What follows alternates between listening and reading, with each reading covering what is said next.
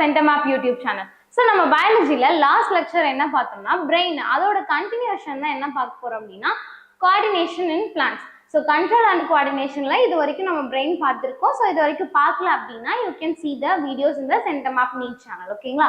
So coordination in plants தான் பார்க்க போறோம். அதுல ஃபர்ஸ்ட் என்னன்னா animals have a nervous system for controlling and coordinating the activities of the body. So நம்ம பார்த்துருக்கோம் தானேப்பா, நமக்குமே நர்வஸ் சிஸ்டம் இருக்கு. நர்வஸ் சிஸ்டம் இருக்கனாலதான் என்ன பண்றோம், லைக் இப்போ நான் பேசுறதாகட்டும், நான் திங்க் பண்றது, உங்களுக்கு சொல்லி தரது, இது எல்லாமே என்னது because of the control and coordination of our nervous system.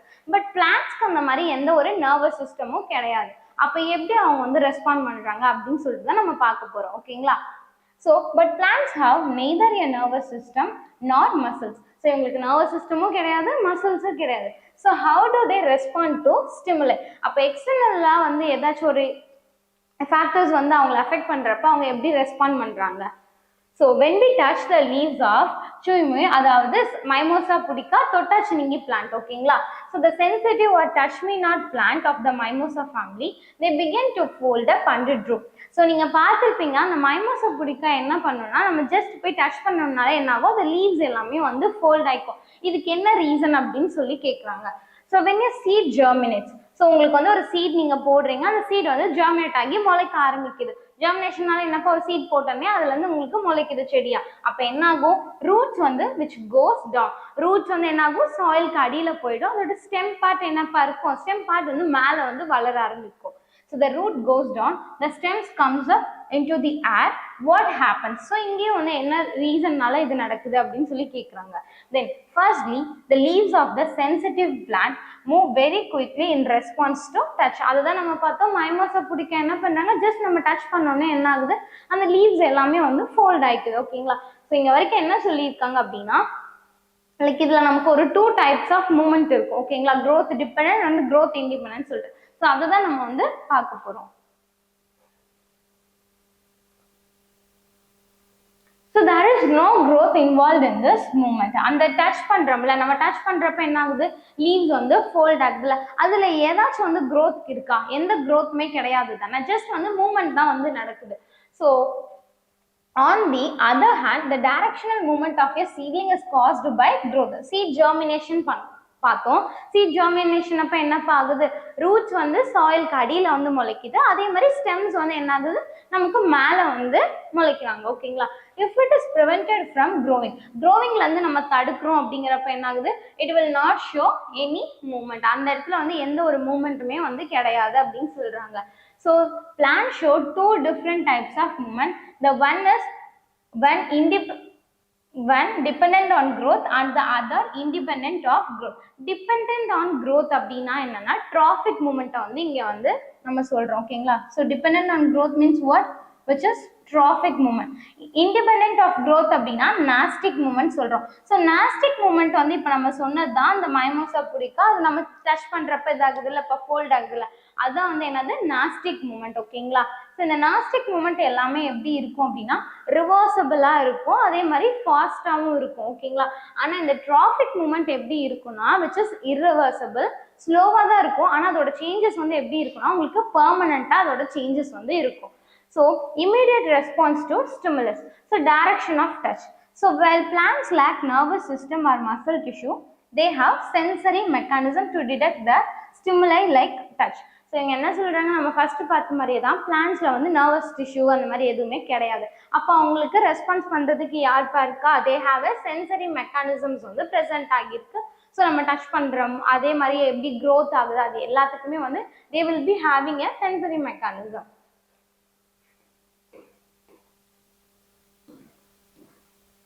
Next communication. கம்யூனிகேஷன்ல என்னப்பா, the information about touch is transmitted through electrical chemical signal from cell to cell. This process is different from animals as plants don't have specialized tissue like neurons for information conduction. So என்ன சொல்றாங்கன்னா நம்ம like coordination in human பீயிங்ஸ்ல நம்ம பார்க்குறப்ப chemical இது எல்லாமே வந்து நம்ம பார்த்தோம். அப்போ அங்கே என்ன ஆகுது, எலக்ட்ரிக்கல் இம்பல்ஸ், ஜஸ்ட் நீங்க வந்து ரிஃப்ளெக்ஸ் ஒர்க் இது எல்லாமே நம்ம பார்த்தோம்ல, அந்த மாதிரி பிளான்ட்ஸ் வந்து எதுவுமே இல்லை அப்படின்னு சொல்றாங்க. ஓகேங்களா? அதுதான் என்ன சொல்றாங்க, the information about touch is transmitted through electrical signal from cell to cell. ஓகேங்களா? Next, movement mechanism. plant cells at the base of the leaflets. So உங்களுக்கு இங்கே லீஃப் இருக்குன்னா இதோட பேஸ்ல என்னப்பா இருக்கு, அதுதான் நம்ம பல்வைனஸ்னு சொல்லுவோம். அது என்ன பண்ணுதுன்னா which helps to alter the shape. So instead of using muscle proteins, these cells change the amount of water they hold. This results in swelling or shrinking of cells, causing the leaves to fold and move. நீங்க இப்ப பார்த்தது அந்த touch me not பிளான்ட்லயே வந்து என்ன நடக்கும் அப்படின்னா, நம்ம போய் டச் பண்றப்ப என்ன ஆகுது, அந்த வாட்டர் கெப்பாசிட்டி, அந்த டர்கர் ப்ரெஷர்னு சொல்லுவோம். டர்கர் ப்ரெஷர்னா ஒன்றும் இல்லை, அந்த லீஃப்ல inside like water inside pressure வந்து எவ்வளோ இருக்குன்னு சொல்லிட்டு தான் அதை டிபெண்ட் பண்ணி தான். நான் இப்போ டச் பண்றப்ப அது ஃபோல்ட் ஆகுது இல்லை, அதுக்கு ரீசன் என்னதுப்பா, விச் இஸ் நாஸ்டிக் மூமெண்ட். ஓகேங்களா?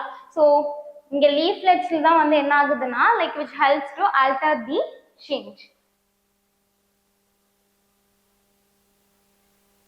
Next movement due to growth. So நம்ம ட்ராபிக் மூமெண்ட்னு பார்த்தோம், நாஸ்டிக் மூமெண்ட்னு சொல்லி பார்த்தோம். அந்த ட்ராபிக் மூமெண்ட்ல தான் வந்து நெக்ஸ்ட் பார்க்க போறோம் போட்டோட்ராபிசம். ஸோ போட்டோனால என்னதுப்பா, லைட். ஓகேங்களா?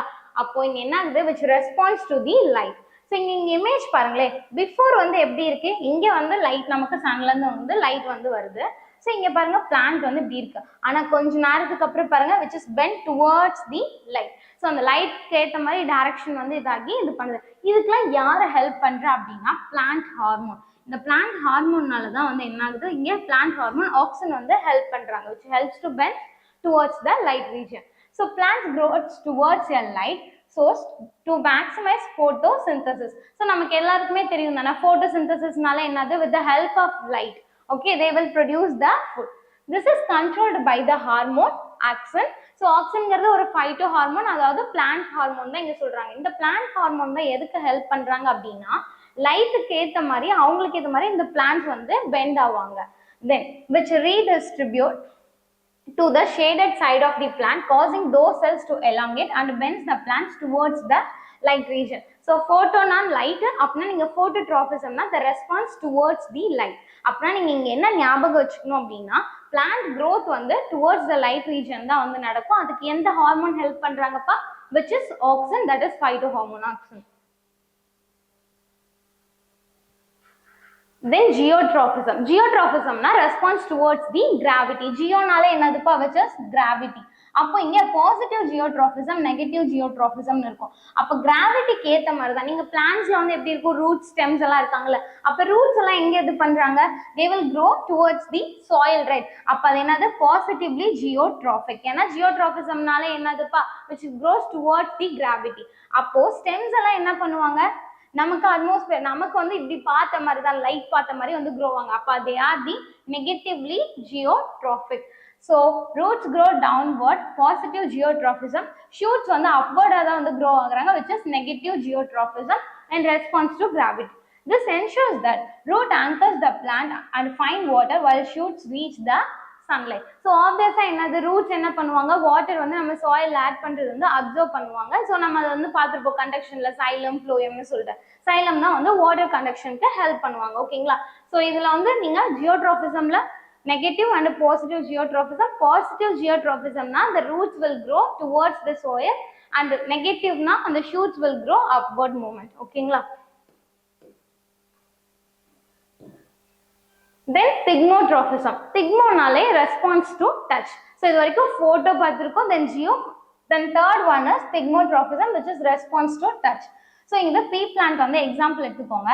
ஸோ இந்த பீ பிளான்ட் எக்ஸாம்பிள் என்ன ஆகுதுன்னா, இந்த டென்ட்ரில்ஸ் இங்கே பார்க்குறீங்க, ஸ்டெம்மோட டென்ட்ரில்ஸ் என்ன ஆகுது, இப்போ நீங்கள் இங்கே ஒரு பேம்பு ஸ்டிக் வந்து சப்போர்ட்க்கு வச்சிருக்காங்க. அந்த சப்போர்ட்க்கு வச்சிருக்கிறதுல இந்த டென்ட்ரில்ஸ் எல்லாமே என்ன பண்ணுறாங்க அப்படின்னா, அதுலேருந்து சப்போர்ட் வந்து எடுத்துக்கிறாங்க, then they are growing. So plants like pea tendrils wrap around supports when they touch something, helping them to climb and stabilize. So இந்த மாதிரி நீங்கள் நிறைய பிளான்ட்ஸ் பார்த்துருப்பீங்க, ஸ்டெம் டென்ட்ரில்ஸ் இருப்பாங்க, லீஃப் டென்ட்ரில்ஸ் இருப்பாங்க. ஸோ அவங்க என்ன பண்ணுவாங்க, ஒரு சப்போர்ட் எடுத்துட்டு அது கிளைம்ப் ஆகி அவங்க ஃபுல்லாகவே வந்து க்ரோ ஆக ஆரம்பிப்பாங்க. அதுதான் என்னன்னு சொல்றாங்க, thigmotrophism. Then hydrotrophism. Hydrona என்னதுப்பா, water. ஸோ அப்போ இங்கே என்னது, response towards the water, that is hydrotrophism. So hydrotrophism is the growth movement of a plant roots in response to water concentration in the soil. It helps plants direct their roots towards moisture, ensuring efficient water absorption for survival. So இங்க ஒரு image பார்க்குறீங்க, இந்த இமேஜ்ல பாருங்க water வந்து இங்க இருக்காங்க, more amount of moisture. Water content இங்க பிரசன்ட் இருக்காங்கன்னா அதோட ரூட்ஸ் எல்லாமே எதை பார்த்த மாதிரிப்பா க்ரோ ஆகுறாங்க? Towards the water. அதுக்கேற்ற மாதிரி தான் ரூட்ஸ் போறாங்க. அப்ப என்ன பண்ணுவாங்க? வாட்டர் அப்சர்ப்ஷன் எடுத்துக்காங்க, க்ரோத்க்குமே ஹெல்ப் பண்ணுவாங்க. ஓகேங்களா? ஸோ இந்த சைட் பார்த்தீங்கன்னா மாய்ஸ்சர் வந்து கம்மியாக தான் இருக்கு, வாட்டர் அவைலபிலிட்டியுமே அங்கே லோவா இருக்கு. அப்போ பாருங்க ரூட்ஸ் எதுவுமே இந்த சைட் கிடையாது. எந்த சைட்லாம் வாட்டர் அவைலபிலிட்டி இருக்கோ அந்த சைட்க்கு ஏற்ற மாதிரி அவங்க வந்து எடுத்துக்கிறாங்க. ஓகேங்களா? ஸோ இதுலயுமே வந்து பாசிட்டிவ் ஹைட்ரோட்ரோபிசம் அண்ட் நெகட்டிவ் ஹைட்ரோட்ரோபிசம். ஸோ பாசிட்டிவ்னா ஹைட்ரோட்ரோபிசம்னா என்னதுப்பா?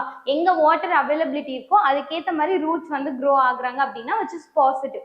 நெகட்டிவ்னா என்னது? வாட்டர் இல்லாத பிளேஸ்ல. ஆனா இது வந்து நடக்கிறது வந்து ரேரா தான் இருக்கும். So positive hydrotropism when root grows towards a water source, example deeper into moist soil. The negative hydrotrophism na when plant part grows away from your water source, that is rare in nature. So obviously mostly இருக்கிறது வந்து positive hydrotrophism தான் நமக்கு இருக்கும். Next வந்து role of various plant hormones in growth and development. So நம்ம plant hormone ஃபர்ஸ்டே வந்து auxin பார்த்தோம், ஃபோட்டோட்ராபிசம்ல which helps to bend towards the light அந்த மாதிரி பார்த்தோம்ல. ஸோ ஆக்சின் மாதிரியே வந்து ஆக்சின், ஜிபர்லின், சைட்டோகைனின் இந்த மாதிரி வந்து ஹார்மோன்ஸ் வந்து ப்ரெசென்ட் ஆயிருக்காங்க. ஸோ இந்த ஆக்சின் எதுக்கு ஹெல்ப் பண்றாங்க அப்படின்னா they promote the cell elongation especially on the shaded side of the plant leading to bending towards light which helps in like phototrophism. So இது எங்கப்பா வந்து சிந்தசைஸ் ஆகுறாங்க? ஷூட் டிப்ல வந்து சிந்தசைஸ் ஆவாங்க. ஸோ செல் எலாங்கேஷனுக்கு ஹெல்ப் பண்ணுவாங்க.